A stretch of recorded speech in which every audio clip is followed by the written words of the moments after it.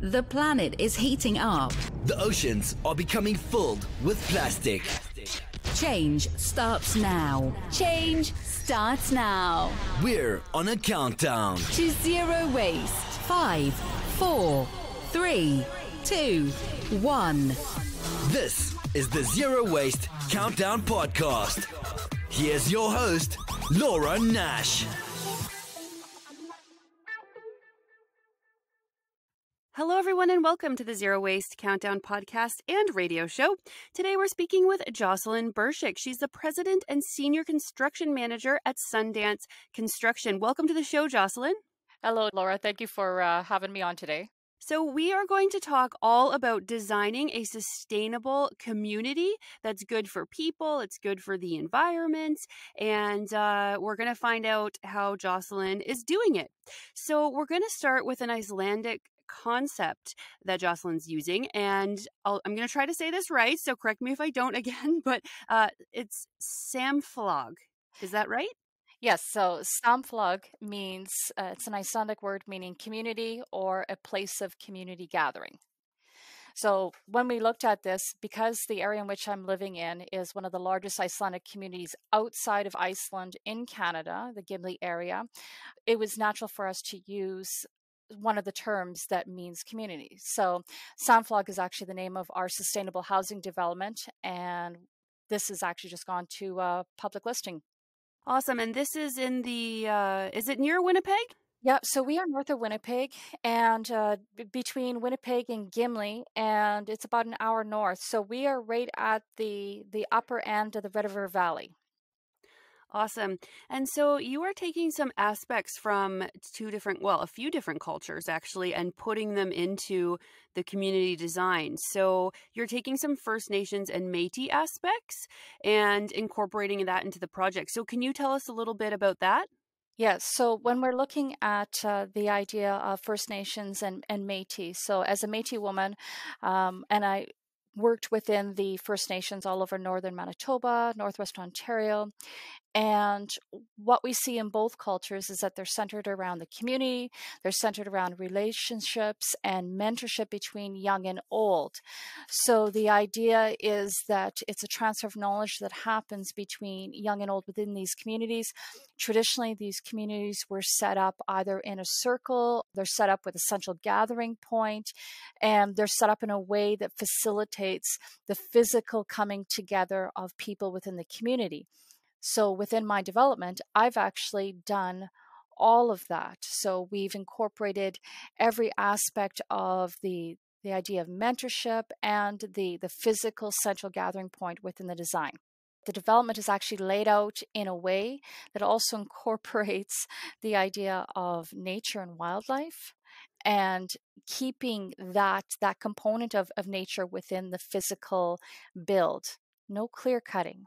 Everything here is built within mature tree growth. So we're actually blending into our natural environment. We're not cutting it down. Oh my goodness, that's so amazing, because in my town of Belleville, and maybe if you're listening from Belleville, you'll see this too. I did live in the, what's it called? The development that's by the Belleville Cemetery, and they did exactly that. So it was a whole clear cut, and they just took everything down and then built. And I think they planted maybe a couple trees back in the park when everything was done. But when I built my house in the country, I did what you're talking about, where I built my house in between the trees. So we took the minimal amount of trees down so that we have like a forest kind of living. And then that way we get like turkeys, and we had a porcupine waddle up into our yard the other day.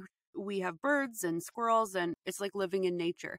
And I think that's amazing. And also for mental health as well, I've read an article that says mental health is better on city streets that have trees. Yes. Which is neat, and it makes sense to me, certainly. So I think that's a wonderful idea. So we have the Canadian, like First Nations and Métis aspects of community, and then you also took in some European community design as well. Can you tell us about that part? So when we're looking at the area where I'm in, it has huge Scandinavian influences, and some of the architecture here has been influenced by that, but not as much as I would like to see. So when we looked at Scandinavian designs, they're efficient. They're built to handle the same cold climate that we have here in Canada. They're designed to handle snow loads. They're designed with a robust building construction. So the physical construction is very similar to what we would see here in Canada. And then in these homes, we traditionally see multiple forms of energy as well. So with the similarity in the weather events that we have and how they physically build to encompass the idea of bringing in more light during those winter months, the design actually created an openness that allowed residents to be able to deal with things like seasonal affective disorder in a better way. So they have an open concept design. They allow for natural sunlight in all of the different seasons. The designs also allow for cooling during the summer months, and that the radiant heat, that gathering in the winter months. So I took all of those components. So we use what's called a sawtooth design, which is very traditional in Scandinavian countries, and it's very sleek. It's very low cost to build. It uses less material. We have used all of those aspects in our build. So with the sawtooth design, it's kind of like a very steep, it's almost, would you say it's almost like an A-frame, but like one side of the A kind of doesn't go right to the apex? Yeah, so with a sawtooth, it's literally like that. So you'll have what we call them is monoslopes. So we'll have a monoslope on one side, we'll have a monoslope on the other side. And what that does is it physically uses less building materials that allows for a higher vaulted ceiling, and we can get a really good, deep insulation factor in the roof. So what I've designed in this case is I've designed one half of the house is vaulted. We have like a 14-foot ceiling, tons of windows, all with that south and east facing exposures. And then the other side we have the second part of the sawtooth, which is like a reverse triangle. It's so efficient. So as a builder, when I'm looking at this, is that my trusses, when I look at building this, well, my trusses cost me maybe 2/3 of the cost of traditional. And so already I'm saving money in the idea of the build itself. So I looked at to Scandinavian design and looked at some of even the internal things, the internal infrastructure that nobody really thinks about, like where do you run your plumbing? How do you run all those things together? How do you run your wiring, your mechanical? And I looked at all pieces of that and I said, okay, how do I reduce? How do I make this smart? And how do I make these houses affordable at the same time? Because I've reduced the cost of building. Yeah, that's pretty cool. So yeah, it's important, right, for a lot of people to have affordable housing. So I do want to ask you some questions about that. But I do want to just mention, because you touched on a really cool point about building toward the sunlight. So I love ancient history, so I find it fascinating that all these pyramids and Stonehenge and things are all like aligned to the sun on certain days of the year, like equinox or solstice.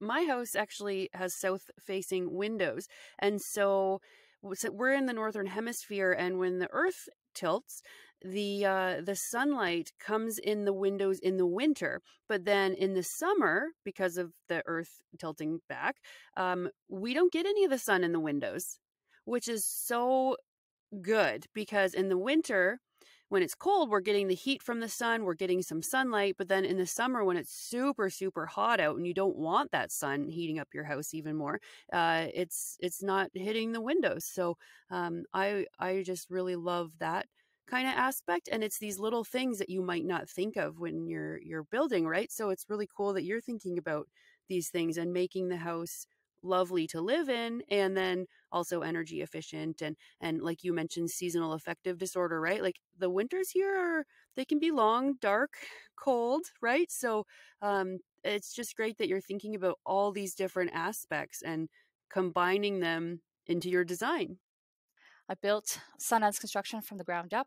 I got loans from the Women's Enterprise Center in Manitoba, and I had to do so many things. I had to battle the insurance companies to say is that I had the experience that allows me to get insurance and bonding. I had to do almost like a board interview to prove that I had the knowledge to do this. So then I really was able to dig down. Now I'm my own boss. Now I'm digging down into environmental design. Now I'm looking to work with people that are looking at cutting edge design and looking at clean water technologies and looking at better sewer technologies. And then that's when I met Dr. Bruce Jank from Burlington, Ontario.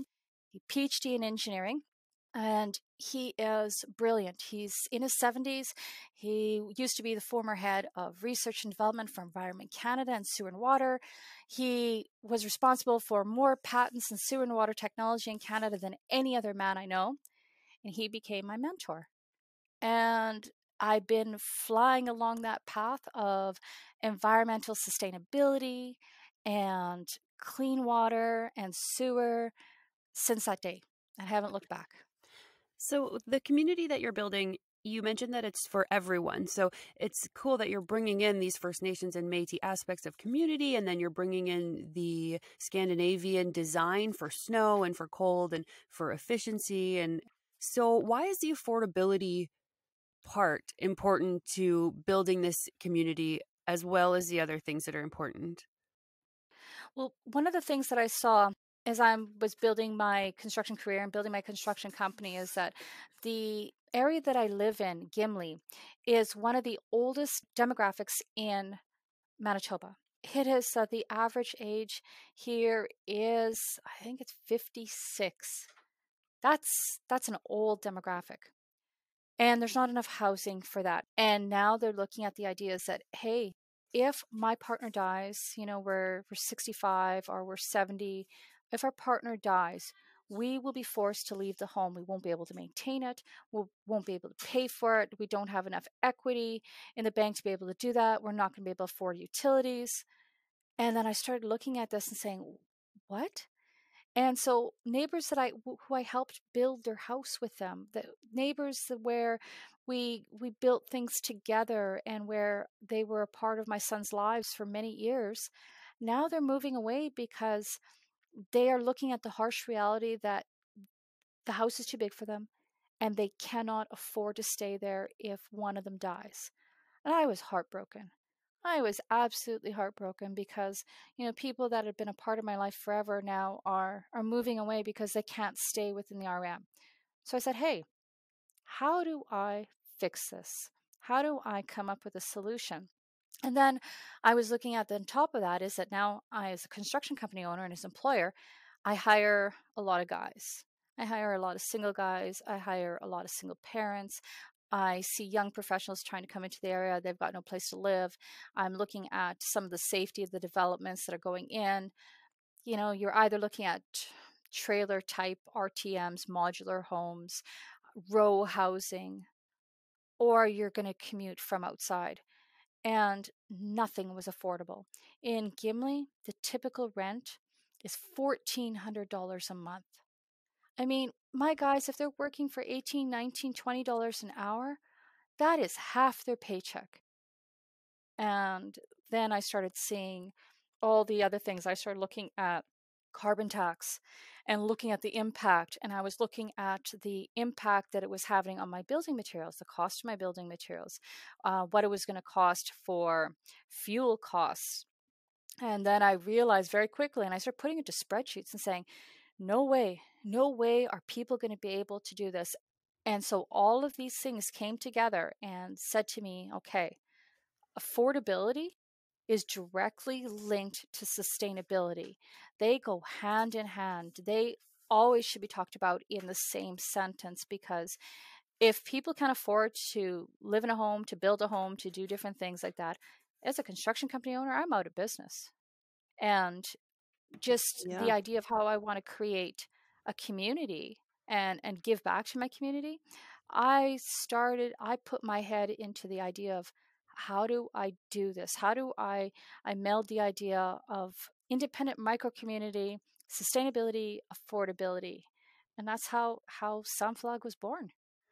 Oh my gosh. Well, thank you for putting these all together. You are a genius and you're really helping people, I think, because I think this affordability thing that you're talking about is so important because when you can't afford to live, life is very, very miserable. And this is what we see a lot in Canada that nobody really talks about because I don't feel like rural people have much of a voice in this country. And I think they're being really hurt by things like the carbon tax and things that make their prices go up and like the energy. So with your community, you're talking about like I think you are talking about a mix of like solar, natural gas, that kind of thing. Yeah, so basically what we've done with the design is we have gone from typically in Manitoba, we see an R22 insulation within the wall cavity. It's a 2x6 construction. R22 is about the best you get. Keeping in the heat, right? Yeah, Yeah. insulation factor. So the insulation factor works in two ways. It keeps the air temperature cool in summer, reducing the need for things like air conditioning. So, and then also the heating factor in the winter time. And a lot of things contribute to what that R value is. So it's not just how much insulation you have, it's also about air gaps, it's also about sealing, it's also about radiant energy, thermal energy, being able to incorporate every aspect of that in a very smart, efficient way. So what we've done is we have incorporated into our natural environment. So we've increased the R value from R22 in the walls to R40. We have used an engineered wood system for the exterior of our homes. Beautiful metal roofs, low maintenance, nice, big, thick R50 to R60 in the ceilings, solid concrete slabs throughout, reducing maintenance. We don't have issues with mold, infiltration, radon gases, anything like that. Within the home, we're eliminating a whole host of issues there. Our homes are built robust, solid wood construction, but robust and done in a way that is affordable. So our building package itself is very, very inexpensive compared to other building styles. So I spend a little bit more on the finishings, really good window systems, lots of windows, but windows that are protected, extra long overhangs, covered walkways in order to reduce maintenance, things like that. A monoslope that slopes down toward the south, not up. And that gives us the shielding, gives us the, again, you talked about this earlier, is about where the sun tilts, so we get that sunlight in the winter months, and we get a slight amount of shading and reflection during the summer months to keep it cooler inside. So 14-foot high vaulted ceiling for the kitchen, living room, dining room, open concept area. We have only 2 bedrooms. Everything is low water consumption. It's a lower usage. So we have 6 solar panels, the addition of a small wind generator, so that if we go off grid, because we lose power here all the time, that way we have a generator panel built into each and every home so that if the grid goes down, we can power up. We have natural gas heating because I absolutely love a natural gas furnace. It reduces the load on the electricity side of things, and it allows me to be able to put in an affordable system. So for wind and solar, if we go off grid, gas still flows. We have an energy source via generator to power up the inverters, which are AC, which allow us to actually draw in that solar power and that wind power depending on time of day. When you're not off grid and when the grid is functioning, all of that dumps back into the grid as a credit. So it's offsetting carbon taxation.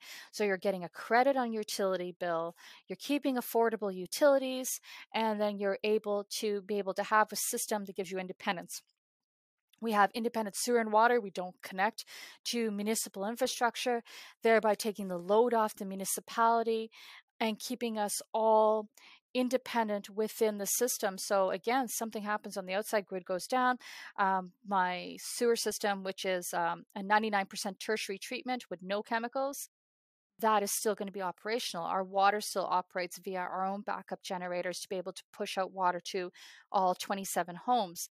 The type of homes that we're building typically sell towards the cities about $350,000, $360,000, $370,000, $380,000. That's not where we put them. We're marketing them somewhere around the $250,000 mark. Affordable. they have the ability to be able to pay for a mortgage without breaking the bank. You can work a normal job and pay for your mortgage. So you're going to pay half the amount of typical rent or 2/3 the amount of typical rent and have equity. That's the idea of this. The whole idea of the build is about, I want one person to be able to afford this or two people to afford this. I'm thinking about the health and wellness of my residents. I'm thinking about their financial stability, their independence. I'm thinking about their safety. I'm thinking about their privacy. Yeah. All those things are all a part of what's rolling through my head as I'm building. We've already started building the first one. I'm building a relationship at the same time that I'm building a home. Yeah, this is really great. I wish you had built my house when I built mine a few years ago.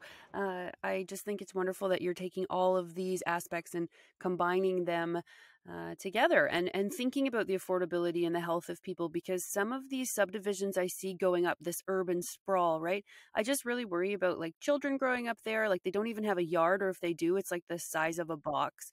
And when you leave your house, there's no where to go and hang out. There's no big tree to sit under or a bench, because the big trees have been all cut down so that they could just clear cut and cookie cutter and get these houses up as fast as they can and sell them as fast as they can and make as much money as they can. And I don't think that's very sustainable. So it's very cool to see you bring in different cultures and different aspects to make the best thing that you can.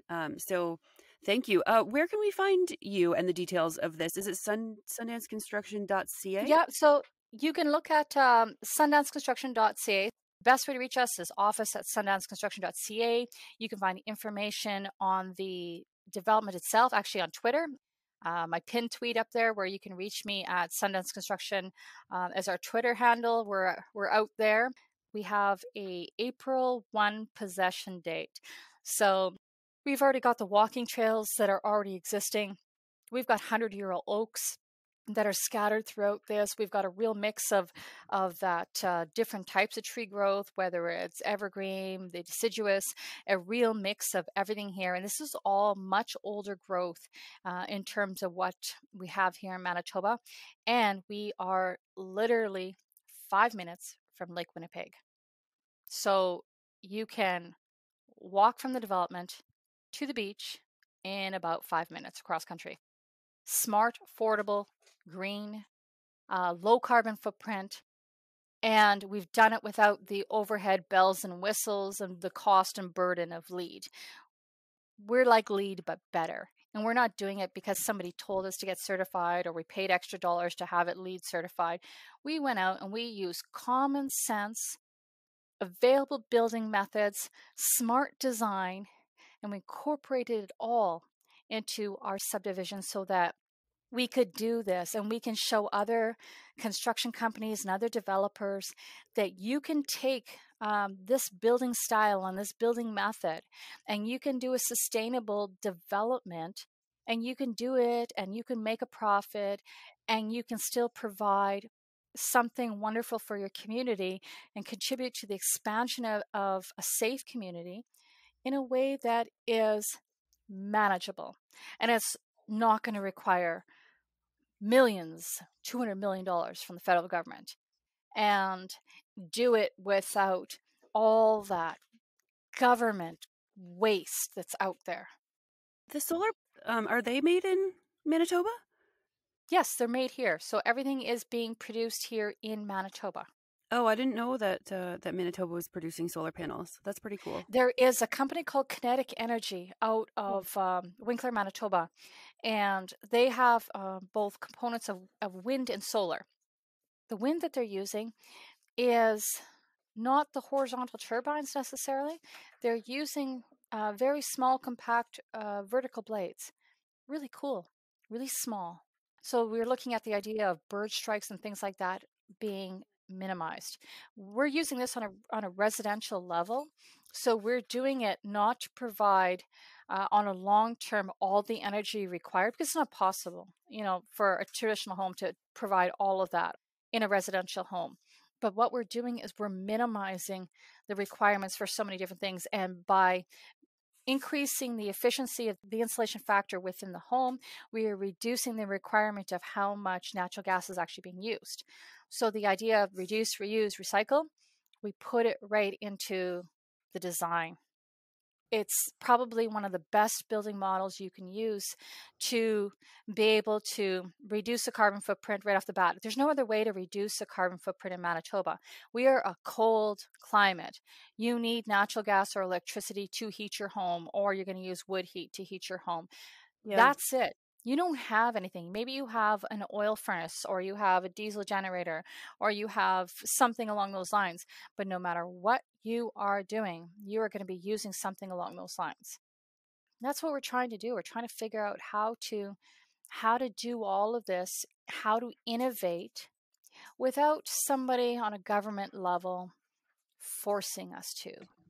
You know, I would have always done this. I would have always built in this direction because of ethics and because of my background.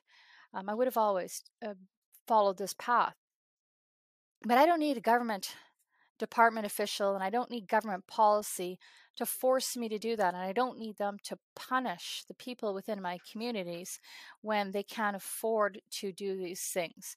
I mean, people being forced to spend twice as much on an energy efficient furnace, natural gas furnace or electric furnace, put systems in that are hugely expensive at the front end and really don't produce much of an efficiency at the back end.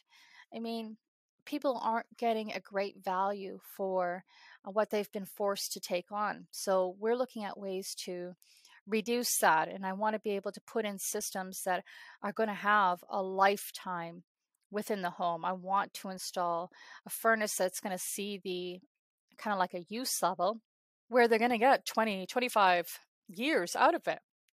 But then I'm also looking at the maintenance, because maintenance is a part of any system, any build system. If you're not, as a builder, looking at the home and saying, is that if I build it this way, what type of maintenance factor is going to be involved later on down the road?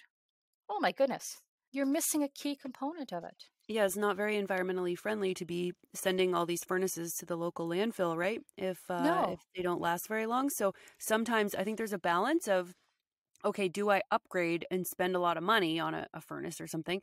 But then I've got the carbon footprint of now the old furnace and the new one, and the old one's got to go sit in a landfill and do who knows what in my local area, right? So there's kind of questions about that as well. So, I mean, we talk about that all the time, especially with clothing, even on different levels, right? If you can get good quality and maybe pay a little bit more up front, but then know that you're not going to have to throw that out in the next, 10 years or so.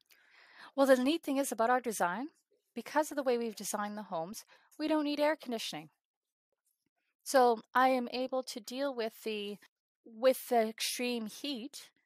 I'm able to deal with the monoslope design and the deflection of the sunlight and the insulation factor in our ceilings. I'm able to deal with that. And we'll have a home that is cool in the summer and it is warm in the winter without adding unnecessary components. We have to do that. If we want to make these homes affordable, we have to figure out what is necessary in the home and what isn't. And the Ontario, if you look at a chart of Ontario energy usage, you'll see that it's insanely high in the summer. Like I always thought, oh, well, our electricity, we need a lot of it for heating, but nope, it's definitely the AC because it gets like we have this wide range in Canada. This is why we have these unique challenges, right? We have minus 30 to plus 30 basically, and sometimes colder or hotter than that. But basically I'd say a 60 degrees Celsius spread of weather that we need to deal with. And there are a lot of challenges that come with that. So absolutely. Your design, I think, sounds really awesome and very Canadian. That's the idea of Samflug is nature, the living world we're in, the residents that live within, the physical homes, they're all part of it. They are literally in the same system, the ecosystem as us.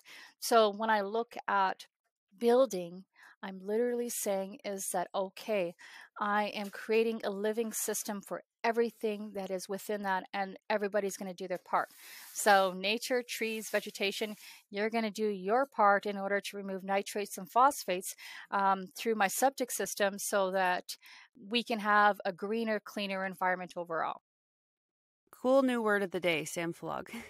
Thank you so much. Yeah, thank you, Jocelyn. That was Jocelyn Burzuik. She's a president and senior construction manager at Sundance Construction. Change starts now. This is the Zero Waste Countdown Podcast.